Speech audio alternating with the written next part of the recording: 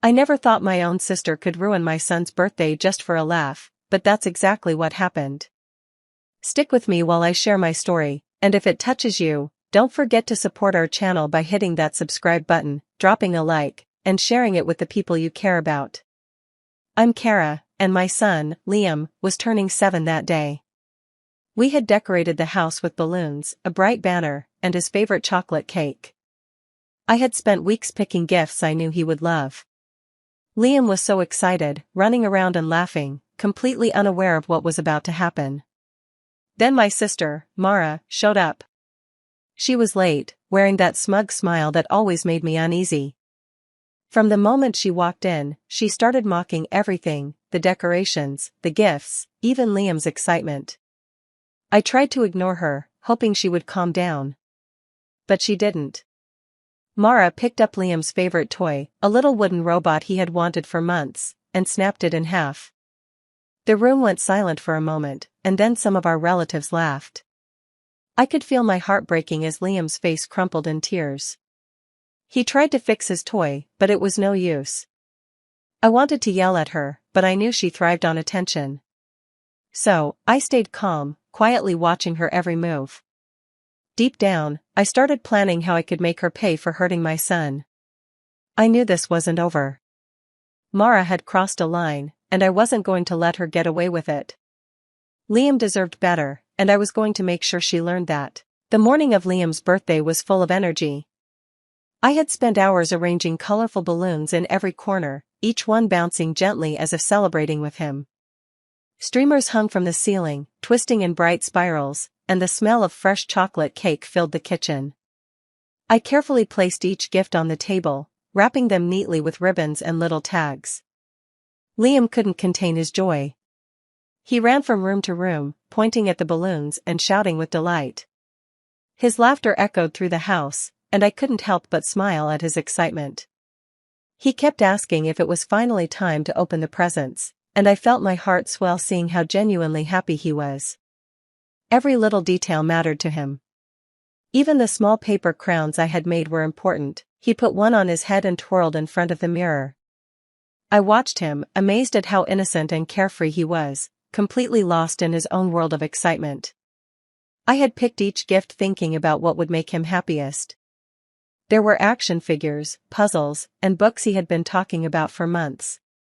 I imagined the joy on his face as he tore off the wrapping paper, the way his eyes would light up at each surprise.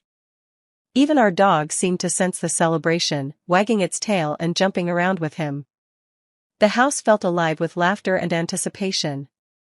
In those moments, I realized how much I had poured into making this day perfect for Liam, and how much he deserved to feel loved and cherished. Nothing else mattered except seeing him smile. The doorbell rang just as Liam was about to blow out a candle. I opened the door to see Mara standing there, smirking like she owned the place.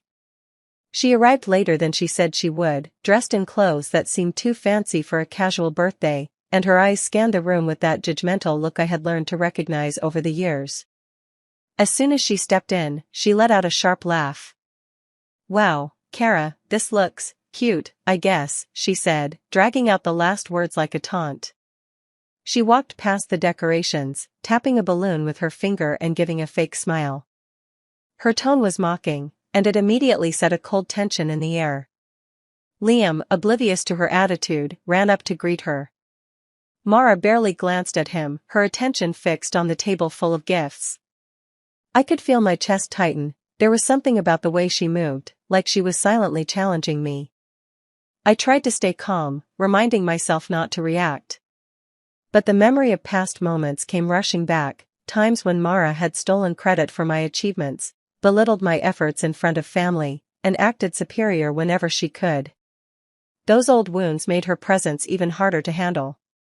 She leaned against the counter, arms crossed, and gave me a half-smile that didn't reach her eyes. It was subtle, but I recognized it instantly, that mixture of arrogance and jealousy that had caused so many arguments in the past. I realized immediately that today, she wouldn't just be a guest, she would be trouble. Liam didn't notice, still bouncing with excitement, but I knew that her presence could change everything if I wasn't careful. Mara's eyes landed on the pile of presents, and a slow, mocking grin spread across her face. She reached for one of Liam's most cherished toys, a small spaceship he had been dreaming about for months, and held it up as if examining it. "This," she said, her voice dripping with sarcasm. "Really?" Before I could stop her, she twisted the toy in her hands and snapped it clean in half.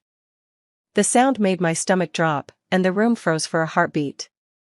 Liam's eyes widened, and his little hands reached out instinctively, only to find his treasure ruined. A few relatives chuckled, probably unsure of how to react. The laughter felt sharp, like nails scraping a chalkboard, and I could feel heat rising in my chest. It wasn't just the toy, it was the message behind her actions, a cruel reminder of how little respect she had for us. Liam's face crumpled, tears brimming at the corners of his eyes. He tried to pick up the pieces, fumbling helplessly, and I wanted to scoop him into my arms and make everything better. Instead, I stood frozen, trying to control my anger. Mara looked around, clearly enjoying the reaction she had provoked. She gave a little shrug, like this was all just a game, and smirked at the awkward silence that followed. The tension was unbearable, and I realized then just how far she was willing to go to humiliate us. In that moment, something inside me shifted. I couldn't let this slide. The hurt in Liam's eyes ignited a determination I hadn't felt before. Mara had crossed a line, and I knew I would find a way to make sure she couldn't get away with this. After Mara broke Liam's toy, the room filled with awkward noises. Some cousins snickered quietly, trying not to draw attention to themselves, while a few whispered to each other, glancing between Mara and Liam. Their laughter felt cruel, like they were enjoying the chaos instead of stopping it. Aunts exchanged quick, concerned glances, but no one stepped forward. I could see the hesitation on their faces, and it made my chest tighten. It was as if everyone was waiting for someone else to act, leaving me alone to protect my son. Liam's small hands trembled as he clutched the broken pieces, and I felt a wave of helplessness wash over me. I wanted to shout, to demand justice, but the room was full of eyes that wouldn't support me.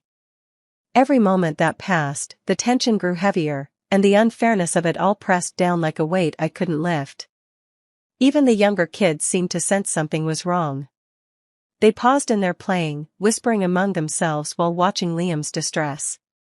Mara, on the other hand, leaned back with a smug satisfaction, clearly enjoying the attention her actions had drawn. I realized in that instant that no one would step in for us, that the adults were unwilling to confront her behavior.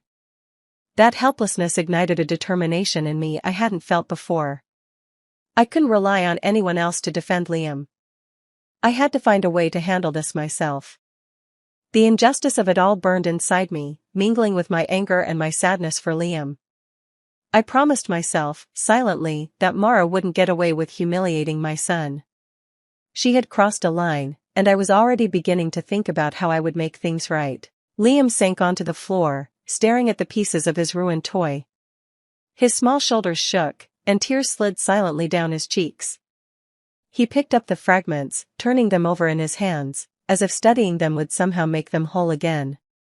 "Mom, can you fix it?" he asked, his voice trembling. His confusion cut through me like a knife. I wanted to tell him it was going to be okay, but even as I knelt beside him, I felt powerless. The frustration in his eyes mirrored my own helplessness, and I hated that I hadn't shielded him from this cruelty. He tried to piece the spaceship together, pressing the broken parts against each other, whispering apologies as if the toy could hear him. Each failed attempt made his face crumple further, and my chest tightened with guilt. How could I have let this happen right in front of everyone? Anger rose inside me, sharp and hot. Mara's smirk was burned into my mind, and I could feel my patience slipping. At the same time, a heavy sadness weighed on me. This wasn't just about a toy, it was about the way she had treated my son, the way she had made him feel small and unworthy. I pulled Liam into my arms, holding him close as he sobbed. I whispered that it wasn't his fault, that the toy didn't matter, and that we would find a way to fix things. My heart ached seeing his innocence shaken so suddenly, and I silently vowed that no one would ever hurt him like this again. In that moment, I realized the depth of my resolve. Mara had started something, and I would make sure she faced the consequences for breaking my son's joy. This wasn't over. I stayed quiet, watching Mara from a distance. She moved through the room like nothing serious had happened, laughing loudly and accepting attention as if she deserved it. Every gesture showed how entitled she felt, how certain she was that no one would challenge her. I noticed how she interrupted conversations, corrected people unnecessarily, and took pleasure in being the center of focus. She thrived on control. The more I watched, the clearer her pattern became. She pushed limits because she believed there would never be consequences. I didn't confront her. I didn't argue. Instead, I listened. I paid attention to the small details others ignored, the way she exaggerated stories, the way she shifted blame, the way she assumed she was always right. Each moment revealed more of who she truly was. Inside, my emotions were changing. The shock faded, replaced by clarity. I understood that reacting openly would only give her satisfaction. She wanted drama. She wanted me to lose control. I refused to give her that victory. So I decided to be patient. Quiet. Strategic. I knew the best lesson wouldn't come from shouting or tears, but from letting her arrogance work against her. People like Mara often create their own downfall when given enough space. I began forming a plan that required no allies and no announcements. Nothing rushed. Nothing obvious. Just careful timing and observation. I would let her feel comfortable, confident, untouchable. That was when she would be most vulnerable. As I watched her laugh and boast, I felt a calm determination settle in. This wasn't about revenge fueled by anger. It was about accountability. She had crossed a boundary, and I was done staying silent. Mara didn't notice the shift in me. To her, I was still the same quiet sister. But inside, everything had changed. I was no longer reacting to her actions. I was preparing for what came next. As I stood there, memories surfaced that I had buried for years. This wasn't the first time Mara had crossed me. It was simply the moment everything finally came into focus. I remembered graduating early, proud of my hard work, only for her to interrupt the celebration and claim my success was luck. The room had laughed then too, and I had swallowed the humiliation quietly. Another time, she had taken credit for an idea I shared privately, watching me stand speechless as praise was handed to her. There were countless moments like that. Subtle cuts disguised as jokes. Compliments twisted into insults. She always found a way to make herself appear superior while shrinking me in front of others. Each incident had chipped away at my confidence, yet I kept forgiving her, convincing myself that peace mattered more than fairness. I recalled family dinners where my opinions were dismissed, achievements minimized, and struggles mocked. Mara had mastered the art of making cruelty look casual. Whenever I tried to speak up, she painted me as sensitive, dramatic, or jealous. Eventually, I learned to stay quiet. Silence felt safer than confrontation. Standing there now, those memories felt heavier than ever. The pain I had ignored for years suddenly had a name. This wasn't a single cruel act. It was a pattern. A history of disrespect that had followed me into motherhood. What changed everything was realizing that her behavior no longer hurt just me. It had reached my child. That line could never be erased or excused.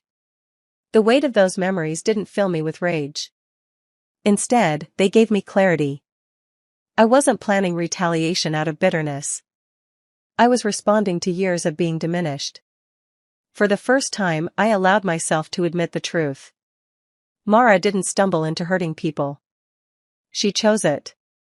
And choices come with consequences. I began thinking ahead to the next family gathering, knowing Mara would attend. This time, I wouldn't let her arrogance go unnoticed. I needed a way to show her true colors without creating a scene that could backfire on Liam or me. I started quietly arranging small details, making subtle suggestions to relatives that would lead Mara into overplaying her usual behavior. Nothing obvious, nothing forced, just tiny nudges that would put her in a position to reveal her own jealousy and entitlement. I prepared a game that required participants to share accomplishments or favorite memories. I knew Mara couldn't resist dominating the conversation, turning it into a performance where she would try to outshine everyone.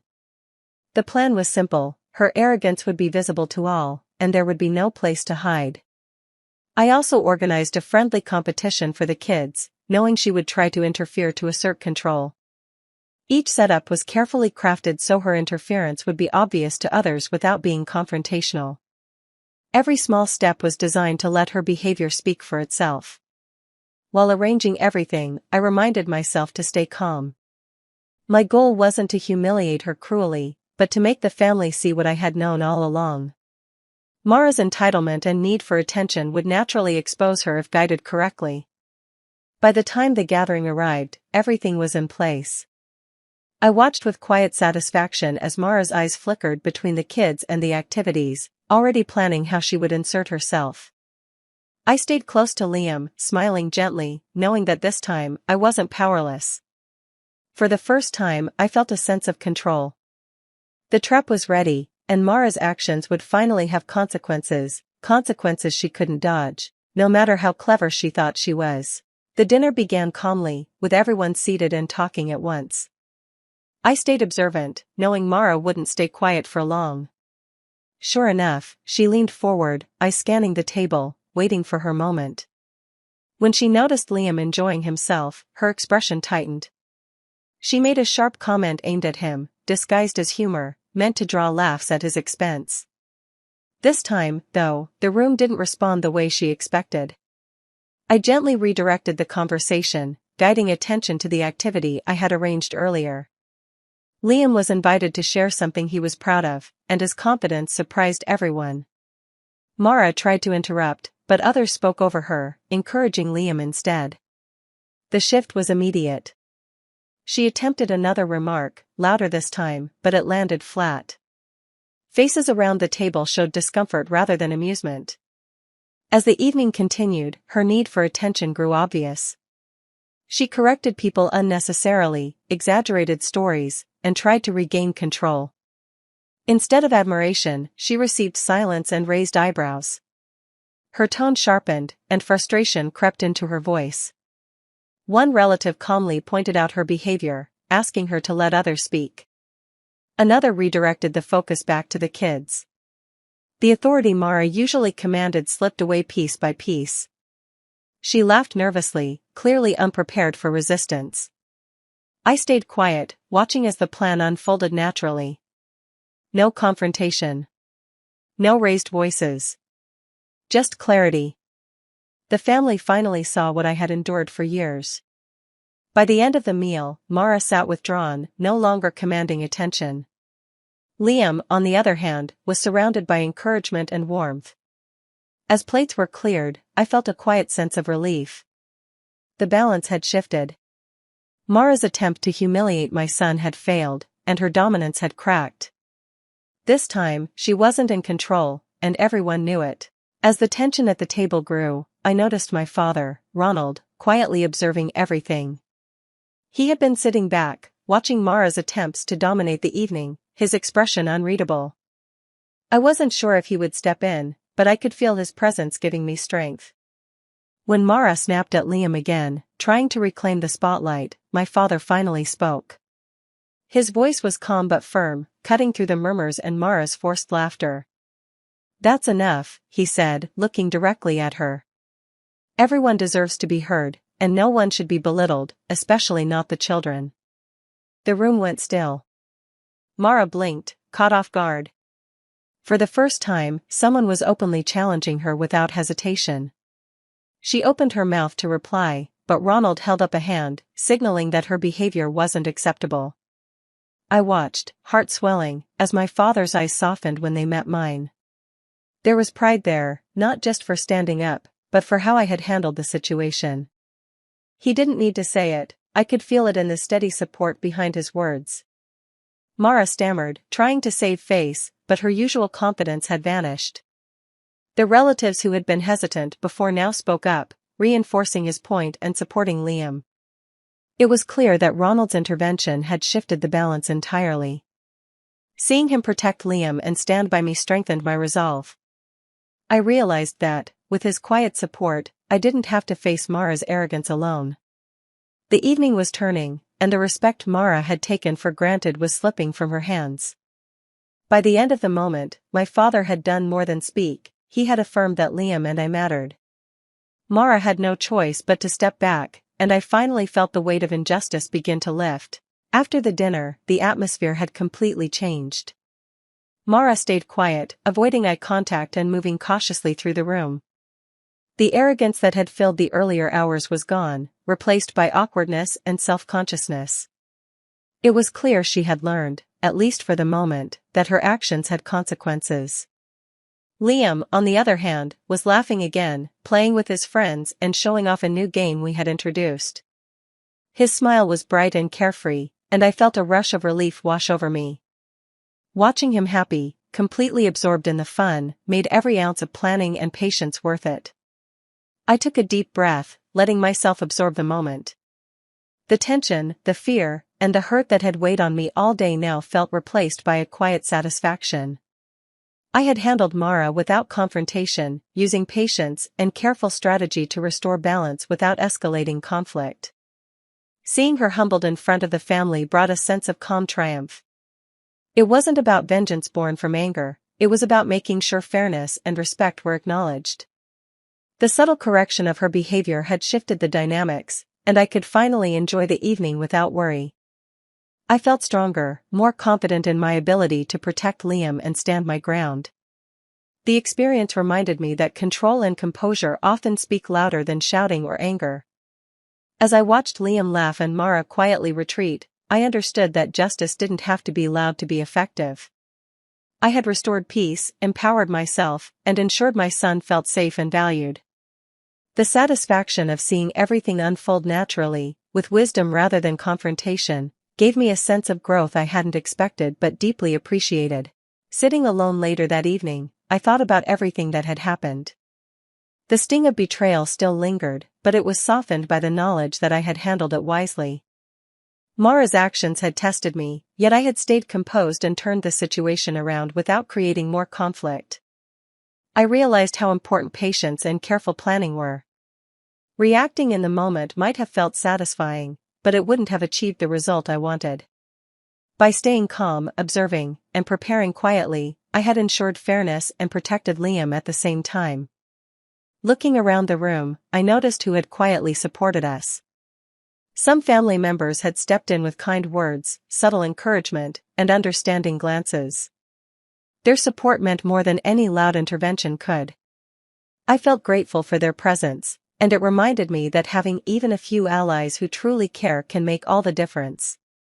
Watching Liam drift off to sleep later, I felt a mix of relief and pride.